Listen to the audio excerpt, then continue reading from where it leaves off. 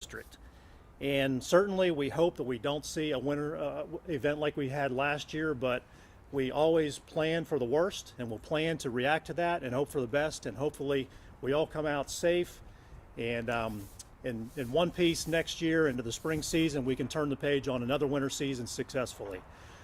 So during the winter events, you'll probably hear us mention several things, and we use the tools that you have to help us out in partnering and getting the message out to our drivers. If there is winter events, the first thing and the most important thing to do is avoid travel if it's at all possible. But if you do need to travel, we want to encourage people to slow down, reduce their speed, leave plenty of distance between themselves and the vehicles around them and in front of them. And in fact, I go back to the last winters in February, and looking of my role in being out in visiting sections and looking at trouble spots. I spent a lot of time on the roadway, and although it may seem awkward to slow down to 15 or 20 miles an hour on Interstate 35 and our other main roads, that was safe. And the vehicles that were around me were traveling the same speeds that were safe. Now, we did have the occasional vehicle that would speed past us, and hopefully they were able to get to their destination, but I will say that there were a few that would speed past us, and we saw them a mile and a half up the road in the median or off to the side of the road with some minor issues and being stuck in the snow and the ice. So if at all possible, avoid travel, slow down, and take your time, and you will safely get to where you want to go, because we are keeping the roads open and passable for emergency vehicles and others that have to be on the road. Some of the other things that we will use as tools throughout the winter season in getting the message out through you is also putting messages on our electronic message boards about slowing down and just the hazards that you can expect. And also here in the Central Texas area, we use Twitter, and you can find us at TxDOT Austin. But probably the one that gets the most attention and the most traffic is our drivetexas.org website. And I thank you for putting that on your newscast. I know when we get stories, many times I'll see that on your broadcast, and you're promoting that as well. But just to give an indication of how popular and how successful that was last winter, during the February storm, we had over 3.6 million different sessions on drivetexas.org. And we had almost 97,000 phone calls to the 1-800 number. So people are really hearing that message, planning their trips before they go out, seeing what the road conditions are all across the state, and using that tool. So at this time, I'd be happy to take any questions. Can you introduce yourself first and tell us your title and your spelling of your name? Tucker Ferguson. I'm the TxDOT Austin District Engineer. Spelling is TuckerFerguson. What changes have you made since February? We've refined a lot of our processes, and last year during that February storm, that was one that extended almost 10 days, which is really unusual in this area. And we were monitoring a lot of our inventory and materials throughout that storm. When we got 3 or 4 days into that, we were getting to a low point. We never ran out of material. I want to be clear, we did not run out of material, but our supplies were being depleted pretty quickly. So we had to make some last minute changes and went to other districts and other areas of the state, emergency contracts, started hauling material back into our district for use to get to the end of the storm. And we made some changes this year to make sure we had more sources locally available so we could more readily get those, and also increase our inventory that we have going into the winter storm. Again, that was something that when you look at 8 and 10 days in this area is really unusual. But we've learned from that. We've stocked up on additional materials leading into storms, and to have that at our hands. The other thing that we learned from last year is really to be more self-reliant than a lot of times we've done in the past. In Texas, with a state of this size, probably up until last February storm, we've been able to move crews from one district to another, because usually it's not a storm that impacts the entire state. Last year, I believe, first time in a long time, maybe if ever, that all 25 districts all across the state were impacted. So we were not able to share resources. We couldn't bring in trucks and materials from other districts, and we couldn't send anybody out because everybody was taking care of their own roads in their home district. And probably lastly, talking about self-reliance, something that we probably needed to do was to fortify our own facilities even more. With the power outages and the water shortages and things like that, we've made some contingency plans to be more more sustainable within our own facilities to be able to react to these kind of things. You mentioned more materials. You mentioned more materials before. Can you more specifically talk about what materials? Yeah, the prime materials we use are salt brine, or a liquid solution that we apply usually before the storm to prevent the ice and snow from freezing to the roadway. And then throughout the storm, we will continue to use that salt brine, but in addition to some granular magnesium chloride, which is more of a melting agent if the snow does begin to stick. And you can see many, many bags around you of the magnesium chloride that we would use. And in the distance, we have some of our salt brine storage tanks. So just to give you some kind of an idea, last season, district-wide, we used about 99,000 gallons of brine. This year we are prepared and we'll have on hand about 144,000 gallons of brine. The magnesium chloride, we used about 427 tons. This year we'll have on hand about 1,200 tons. And the equipment that we used last season was about 206 pieces of equipment, and we'll be ready with at least that many to go this year, plus some additional ones if we need to bring those on. And this is the type of material that does not expire. If it's not used this year, we can use it in future years, and we can be a resource for our partner districts across the state if they need help, and we're moving a piece of equipment and materials around different locations. Could you elaborate on the additional pieces of equipment? One of the things that we did employ last year is motor graders to remove snow from the roadway. A lot of times you will see in northern states, or even the northern part of the state of Texas, more prominently snow plows, but we don't have any snow plows in our fleet, and we did consider purchasing snow plows, but really when you think about it, a snow plow, or the attachment of a snow plow, is a one-use piece of equipment, and it's so seldomly used here in the Austin district that it really didn't make sense to make an investment in snow plows. But the motor graders that you see right here perform the same function. These motor graders are year-round pieces of equipment. They're used in our summer program, our spring program for spreading material, asphalt, grading of soil and grades.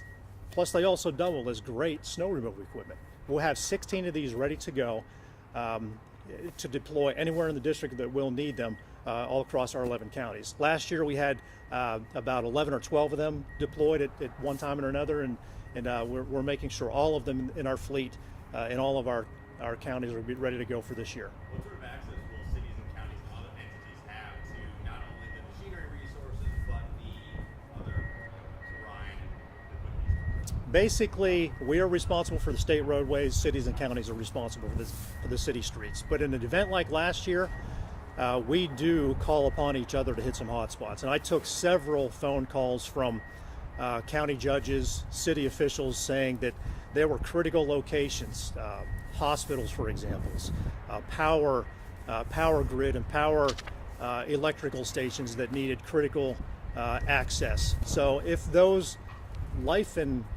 threat of life and safety type of situations do occur, we certainly will partner with the cities and counties and treat those hot spots to get fuel or access to hospitals and ambulance services if necessary. Did you have any problems getting to your materials where you have them stockpiled, or are you thinking of spreading them out more? Basically, all of the materials are stockpiled at our county and our maintenance section location, so we really didn't have trouble getting to those. The difficulty came as locating the additional sources that we needed. As we were depleting those sources, we had to travel quite a long distance in some case, but our vendors were responsive. We were able to get the material back here and use it throughout the storm.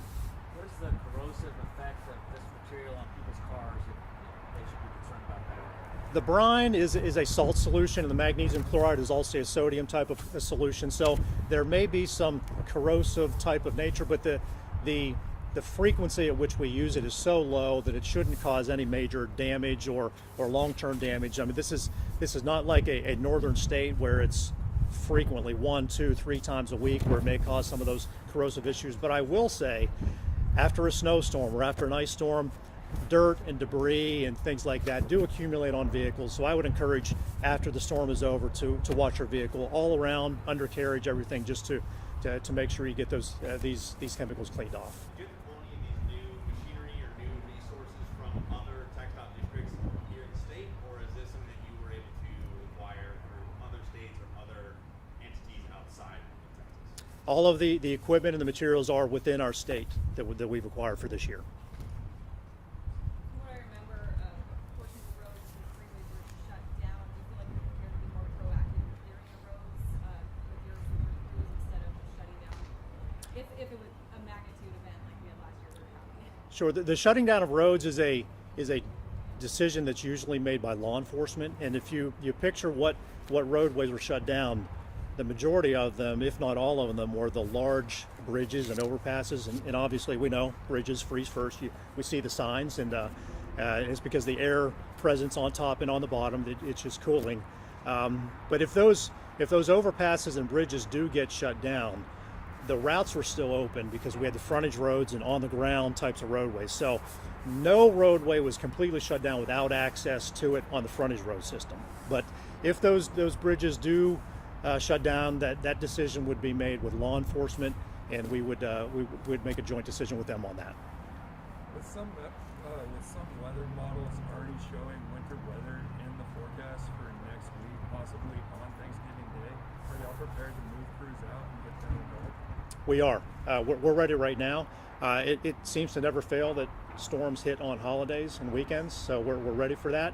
And once we're deployed and fully deployed, we will run around the clock, 24-hour, multiple shifts around the clock.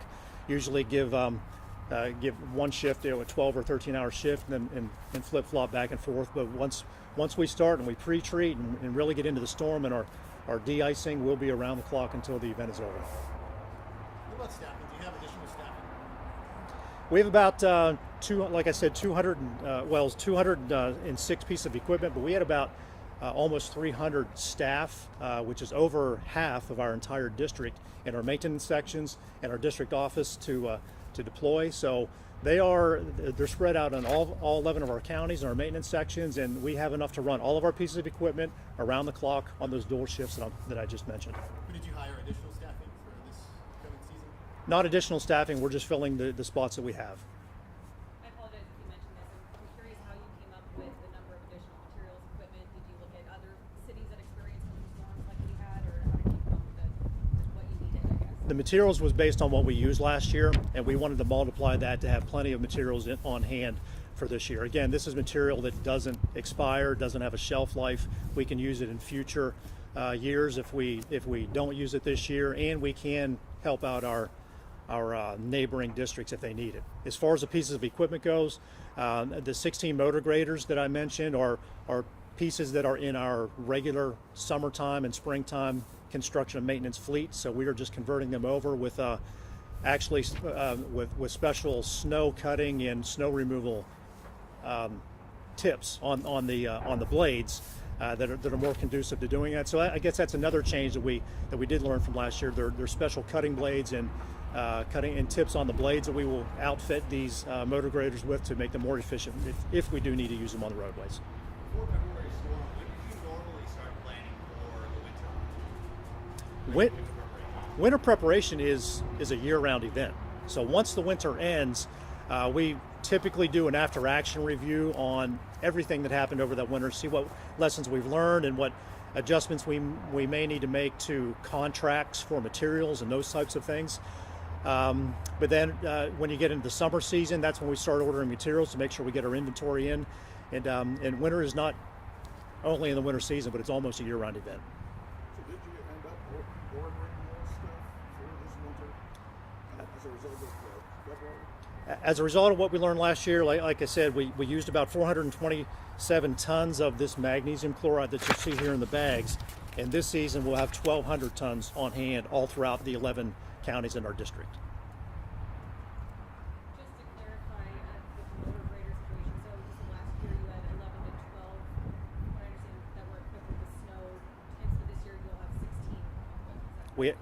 Last year we had 11 or 12 that were not equipped with the snow tips. So they had the blade on the bottom, so it still removed the snow, but those are at the bottom of at the board is a special snow removal tip that we will retrofit all of these.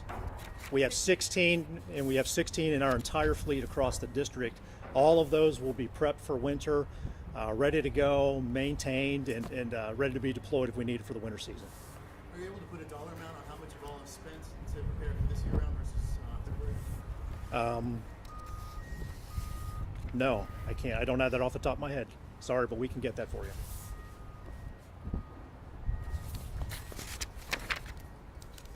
I know a lot of the issue in February, or some of the issues, from what I understand, was in order for the roads to be treated, they need to be dry.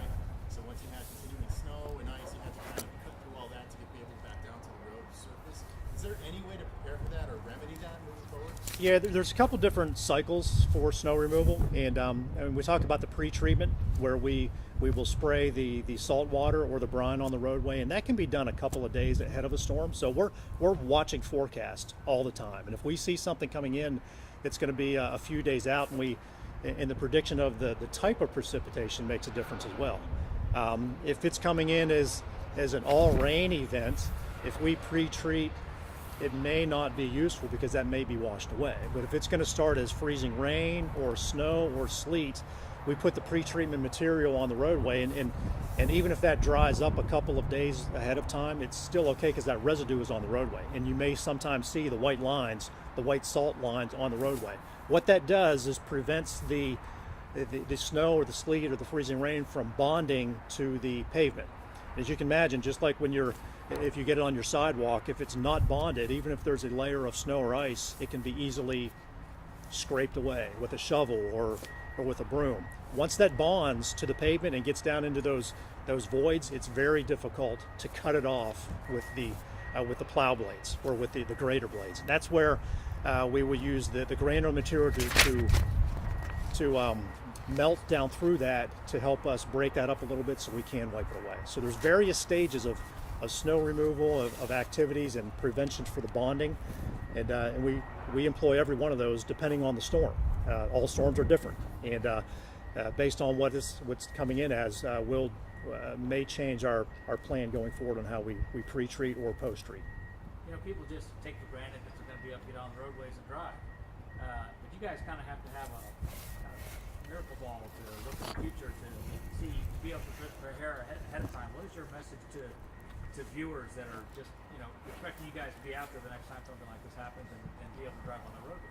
Well, we will be out there, but our message is we encourage them if they have to drive. Right. The first message is please don't be on the roadway and put yourself in harm's way if you don't have to. But if you are, we're treating the roads around the clock, and they may not be clear of snow and ice. There may be some residue, but our mission is to make them passable and safe. So reduce your speeds, plan ahead, look at the things we have on DriveTexas.org.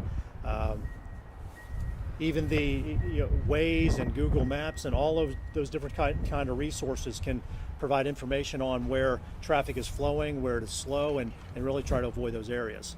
And I failed to mention, I want to introduce Sarah Berryhill. I forgot to do that, Sarah. She is the manager of our DriveTexas.org program and has a really good statewide perspective on how many hits and how many sessions was done last year. And I mentioned about 3.6 million during the winter storm in February. So she oversees all of that, and it's a great resource that all of you help get that message out there when you do your stories on it.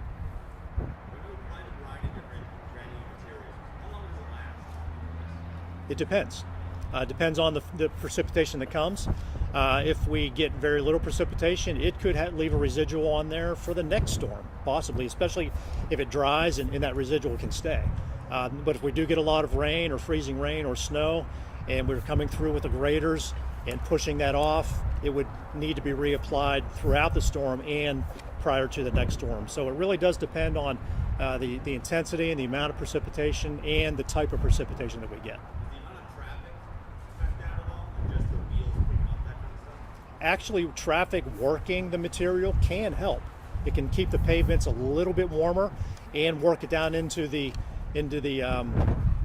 voids in the pavement to help prevent that bonding to the pavement. But again, in order for that to be effective, we still want people to slow down and not travel if it's not necessary.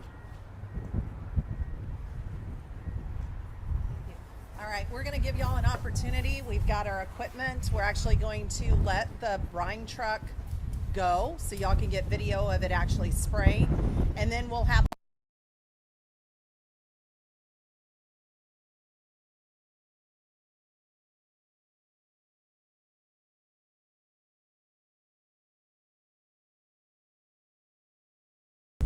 we'll start over here. So that truck that's right there in front is the brine truck we're going to use first.